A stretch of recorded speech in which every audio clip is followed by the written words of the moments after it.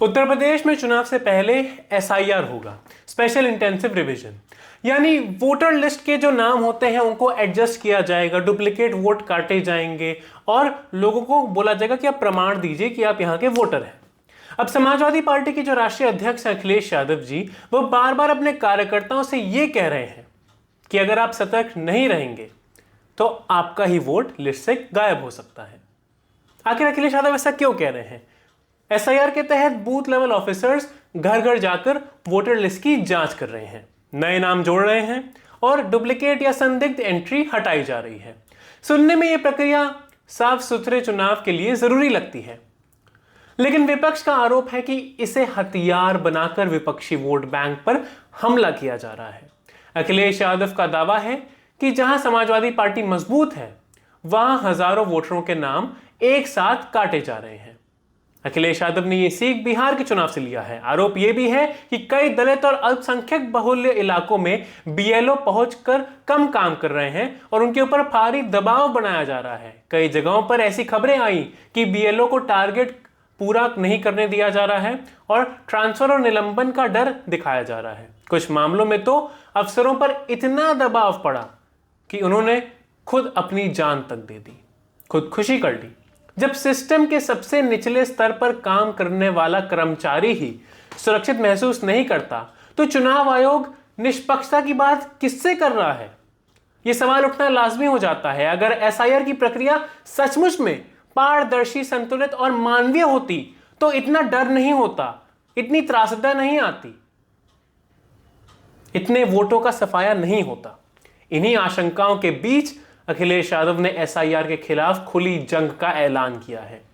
उन्होंने हर बूथ पर समाजवादी पार्टी का पीडीए प्रहरी तैनात करने का फैसला किया है, यानी ऐसे कार्यकर्ता जो पिछड़े, दलित और अल्पसंख्यक वोटरों की लिस्ट पर पैनी नजर रखेंगे।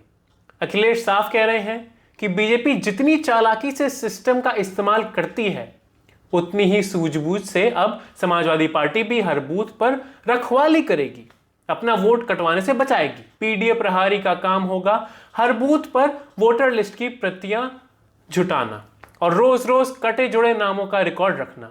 वे गरीब, अशिक्षित और डरने वाले वोटरों को फॉर्म भरने में मदद करेंगे ताकि उनका नाम लिस्ट से ना कटे। जहां भी संदिग्ध तरीके से नाम हटाए जाएं, वहां तुरंत आपत्ति दर्ज कराना, सबूत इकट्ठा करना और उससे ऊपर तक पहुंचाना, इन सब कामों के लिए भी पीडीए प्रहरी जिम्मेदार होंगे। अखिलेश यादव खुले मन से कह चुके हैं कि उन्हें बिहार के हाल के चुनाव से बड़ी सीख मिली है। वहां एसआईआर के बाद वोटरों के नाम कटने के आरोप उठे और कई सीटों पर बहुत कम अंतर से नतीजे बदलते हुए नजर आए। उनका तर्क है कि अगर वही मॉडल उत्तर प्रदेश में और बड़े पैमाने पर लागू हुआ तो 2027 में विपक्ष के लिए जीत का रास्ता और मुश्किल हो जाएगा।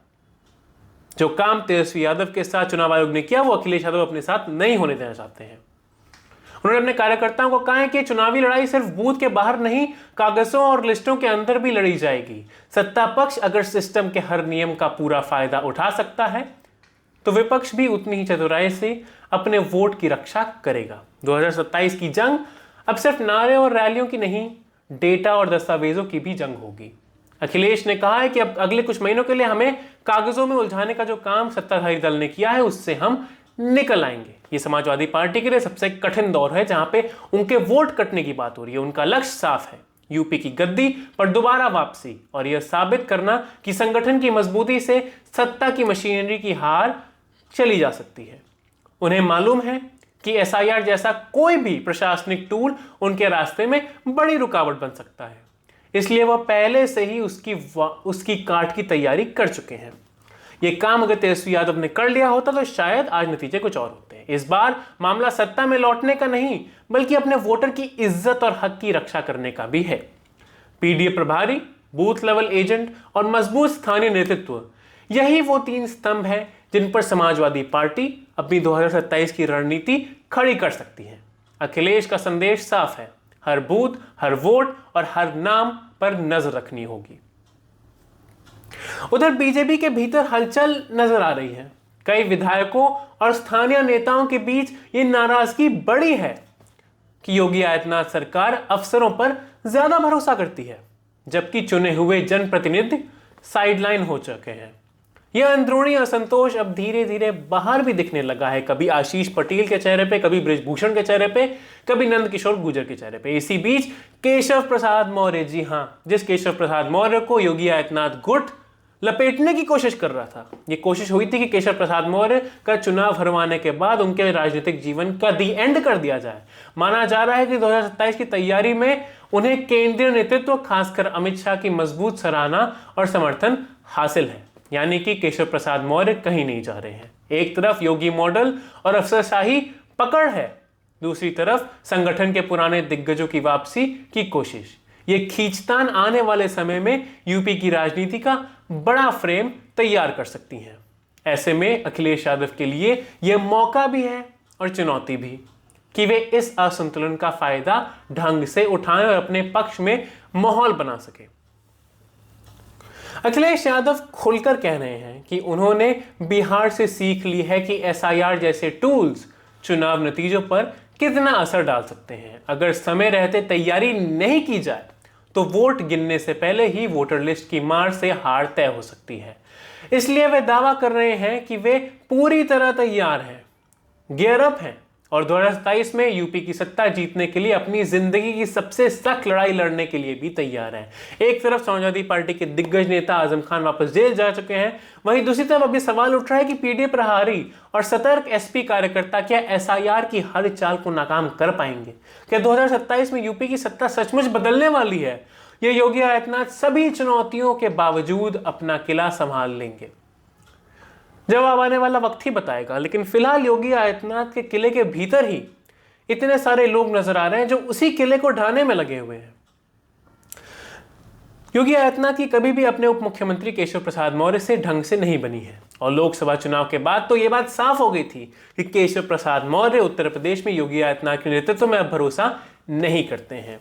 जब लोकसभा में हारने के बाद भारतीय जनता पार्टी के संगठन ने एक मीटिंग रखी और उस मीटिंग में केशव प्रसाद मौर्य का वीडियो वायरल हो गया, जहां पे वो मंच पर खड़े होकर यह कह रहे हैं कि संगठन सरकार से बड़ा होता है और बहुत सारी तालियां बजती हैं।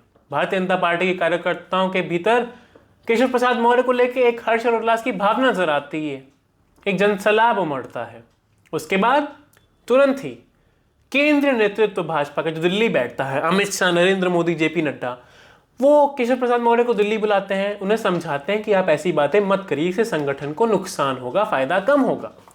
लेकिन केशव प्रसाद मौर्य अमित शाह के साथ अपनी दिल्ली मीटिंग में ये बात साफ कर देते हैं कि अगर उन्हें 2027 का विधानसभा चुनाव जीतना है, अगर दोबारा भाजपा का कमल खिलवाना है उत्तर प्रदेश में, तो अपने कार्यकर्ताओं की इज्जत करनी पड़ेगी और अफसरों से ज्यादा अपने कार्यकर्ताओं और अपने संगठनों पर भरोसा करना पड़ेगा। इसके बाद योगी आदित्यनाथ को संकेत मिलता है केंद्र नेतृत्व से कि जो भी कदम वो उठाएंगे उसमें केंद्र नेतृत्व का समर्थन तो होगा, लेकिन कार्यकर्ताओं की सहमति भी होनी चाहिए। बिहार चुनाव के बाद केशव प्रसाद मौर्य को लेकर फिर नई बातें उठने लगी, वो भी इसलिए क्योंकि बिहार चुनाव के अंदर केशव प्रसाद मौर्य को बहुत बड़ी जिम्मेदारियां दी गई थी और केशव प्रसाद मौर्य ने अपने मोर्चे को इतना मजबूत बनाया था, जिसके कारण जब बिहार में भाजपा की इतनी बड़ी जीत हुई तो काफी सारा श्रेय केशव प्रसाद मौर्य को भी मिला। केशव प्रसाद मौर्य को लेकर लोग ये तक कहने लगे कि आने वाले समय में शायद योगी आदित्यनाथ के बाद अगर भारतीय जनता पार्टी को कोई उत्तर प्रदेश में नेतृत्व दे सकता है तो वो केशव प्रसाद मौर्य है। आप समझ सकते हैं कि अब उत्तर प्रदेश की सियासत योगी आदित्यनाथ के लिए कितनी मुश्किल हो गई है। एक जमाने में ऐसा लगता था कि बुलडोजर बाबा पूरी यूपी को अपने हाथ में पकड़े बैठे हैं, पूरी यूपी की कमान उनके हाथ में है, ना उनसे ऊपर कोई है ना उनके खिलाफ कोई है। फिर धीमे धीमे समय के साथ साथ योगी बाबा कमजोर होते गए, उनकी सियासत कमजोर होती गई। 2024 में ऐसा झटका लगा, ऐसा फटका लगा कि एक बार को योगी जी को लगा कि शायद उनका मुख्यमंत्री आवाज भी हिल रहा है और उसका एकमात्र कारण था अखिलेश यादव और समाजवादी पार्टी का सही एजेंडा और संगठनात्मक ताकत। वहीं दूसरी तरफ जहां योगी आदित्यनाथ अपने ही उप मुख्यमंत्री को निपटाने में लगे हुए थे, वहां उन्होंने अपनी ही गलतियों से अपने ही दल को निपटा दिया उत्तर प्रदेश में और फिर लोकसभा में जो हुआ वो सबके सामने था। प्रधानमंत्री मोदी अपनी तीसरी पारी तो शुरू कर लिए, लेकिन यूपी से सीट नहीं जीत पाए ढंग से। तो जहां तक भारतीय जनता पार्टी की बात है, एसआईआर की बात है, अगर एसआईआर से समाजवादी पार्टी के वोट कट भी जाते हैं तो ये तो एक तरीके का सोल्यूशन है कि कैसे चुनाव में भारतीय जनता पार्टी अपना मोर्चा बचा सकती है। अखिलेश के वोट तो आप काट लेंगे, मायावती से समर्थन तो आप ले लेंगे, लेकिन आपके दल के भीतर उत्तर प्रदेश में इस समय जो गुटबाजी हो रही है, आपके दल के अंदर जिस तरीके से कभी बृजभूषण शरण सिंह, कभी केशव प्रसाद मौर्य, कभी नंदकिशोर गुर्जर, कभी आपके घटक दल के नेता आशीष पटेल जो कि केंद्र में अनुप्रिया पटेल जो मंत्री उनके पति हैं, अपना दल सोनेलाल के बड़े नेता हैं, कभी वो जब आपकी सरकार पर गंभीर आरोप लगाते हैं तो संगठनात्मक तौर पर आपकी सरकार कमजोर नजर आती है। और इस समय यूपी में यही हो रहा है। योगी आदित्यनाथ को लगा था कि मिल्कीपुर का उपचुनाव इतने बड़े बहुमत से जीतने के बाद एक बार फिर से वो हिंदू हृदय सम्राट के तौर पर स्थापित हो चुके हैं, लेकिन अब ऐसा लग रहा है कि शायद एक बार फिर से उनके लिए खतरे की घंटी बज रही है। और उत्तर प्रदेश में ये घंटी हर भारतीय जनता पार्टी के बड़े नेता को सुनाई दे रही है, क्योंकि आज केशव प्रसाद मौर्य एक बार फिर से केंद्रीय आलाकमान के गोल्डन बॉय बन चुके हैं और योगी आदित्यनाथ कहीं पीछे नजर आ रहे हैं इस रेस में। राजनीति एक लंबी रेस तो होती है, लेकिन वो घोड़ा जो ये सोच के अपनी रफ्तार धीमी कर देता है कि बाकी लोग बहुत पीछे हैं, वो अक्सर अंत तक आते आते गच्चा खाने लगता है। और अब योगी आदित्यनाथ के साथ वही हो रहा है। एक जमाने में बुलडोजर बाबा को लगा था कि उनका किला कोई नहीं ढह सकता, उनका किला कोई फतेह नहीं कर सकता, अब पासा पलटते हुए नजर आ रहा है। अब एसआईआर से योगी आदित्यनाथ का किला कितना बचता है ये तो समय ही बताएगा, लेकिन फिलहाल ऐसा लग रहा है कि जिस तरीके से तेजस्वी यादव और उनके दल ने एसआईआर के आगे घुटने टेक दिए, जिस तरीके से राहुल गांधी ने अपनी बेवकूफियों से वोट अधिकार यात्रा में वो जनसैलाब नहीं जुटा पाए जिनकी उनको जरूरत थी चुनाव जीतने के लिए, वो गलतियां शायद अखिलेश यादव नहीं करने वाले हैं। और 2024 के लोकसभा चुनाव में जो उनकी संगठनात्मक ताकत थी वो एक बार फिर से अपने कार्यकर्ताओं में लौटा रहे हैं और 2027 के लिए एक नई पहल कर रहे हैं, जहां पे वो एसआईआर जैसे मुद्दे पर भी उलझने के लिए पूरी तरीके से गियर अप हो चुके हैं। अगर आपको हमारा वीडियो अच्छा लगा तो युवा प्रदेश को सब्सक्राइब करिए, हमें समर्थन करिए। अक्सर मैं देखता हूं कि मेरे विश्लेषण को लेके लोग सोचते हैं कि विश्लेषण अच्छा है, गंभीर विश्लेषण है, लेकिन ये विश्लेषण मेरा नहीं है, मैंने किसी से चुराया है। मैं आपको लिख के दे देता हूं ये बात, मैं अपना विश्लेषण किसी से नहीं चुराता हूं। मैं 17-18 साल की उम्र से भारत की राजनीति पर नजर रखा हूं। लोकसभा चुनाव के दौरान तो मुझे यह अवसर भी मिला था कि मैं जमीनी स्तर पर जाकर धरातल पर क्या राजनीतिक माहौल है उसको देख सकूं। मैंने कई सीटों पर ग्राउंड रिपोर्टिंग भी की है, खासकर पूर्वांचल में। मैं खुद भी पूर्वांचल का रहने वाला हूं। तो ऐसे में अब मेरी उम्र 21 साल हो गई है, तो थोड़ी राजनीतिक सूझबूझ मेरे अंदर भी आ गई है, शायद उतनी नहीं लेकिन थोड़ी बहुत आई है। तो ये सोचने के बजाय कि इतने कम उम्र के लड़के के पास इतना अच्छा राजनीतिक विश्लेषण करने का तरीका कैसे है, आप इस लड़के को समर्थन दीजिए और आप हताश नहीं होंगे।